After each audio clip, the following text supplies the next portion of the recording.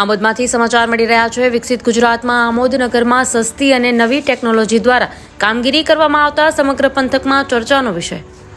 આમોદ નગરની મોટાભાગની જનતા પાછલા 2 થી 3 દિવસથી પીવા નહાવા ધોવાના પાણી માટે વલખામાં આવે છે।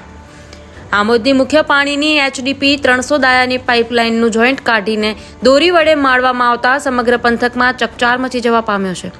આમોદ નગરપાલિકા દ્વારા આમોદ નગરની મુખ્ય પાણીનું જોઈન્ટ કાઢીની દોરી વડે માળવામાં આવ્યું।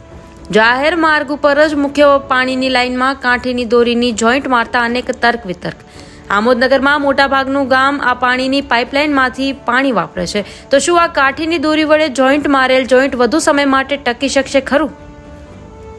આમોદ નગરપાલિકાને લઈને આજરોજ લોકો દ્વારા ગંભીર આક્ષેપો લગાવવામાં આવી રહ્યા છે કે આમોદ નગરપાલિકા ફક્ત અને ફક્ત તકલાદી અધૂરા અને અનઆવડત વડે કામ કરતા હોય અને જે તે ડિપાર્ટમેન્ટના સલાહ સૂચન વગર સીધું કામ કરતા હોય તેમ જણાઈ રહ્યું છે, જેની ભોગ આમોદ નગરની જનતા બની રહી છે। Bureau report Javed Malik, news today.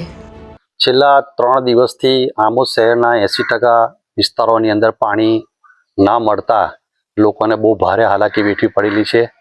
મેં સ્થળ પર ચકાસણી કરતા HDP જે 300 ડાયાની જે પાઇપ છે એની પર કાથી અને ટ્યુબો વીંટીને સાંધો મારવામાં આવેલો છે।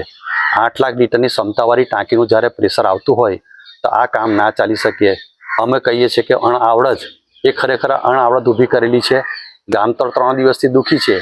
આ જે સાંધો મારેલો છે એ રહેવાનો નથી, ફરીથી પાછું પાણી વગર પબ્લિકને રાખવી જોઈએ।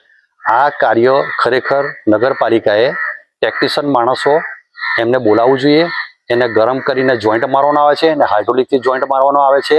આ ખોદાણ ઘરે ઘરે કરવું ના જોઈએ, એક જ વખત નક્કર કામ કરવું જોઈએ જેથી લોકોને પબ્લિકને હાલાકી ના વેઠવી પડે। શું આ ઓછા ખર્ચ જે નવી ટેકનોલોજી નગરપાલિકાએ અપનાવી હોય તેવું લાગી રહ્યું છે? આ ટેકનોલોજી ના કહેવાય, આ અભણતાનું કારણ કહેવાય, ટેકનિશિયન વગરનું કામ કહેવાય। આવા હાંધા તો અમે ખેતરોમાં પાણી વારીએ તો બી નથી મારતા, તો 300 ડાયાની પાઇપ આવી છે, કેવી રીતે રહેવાની છે?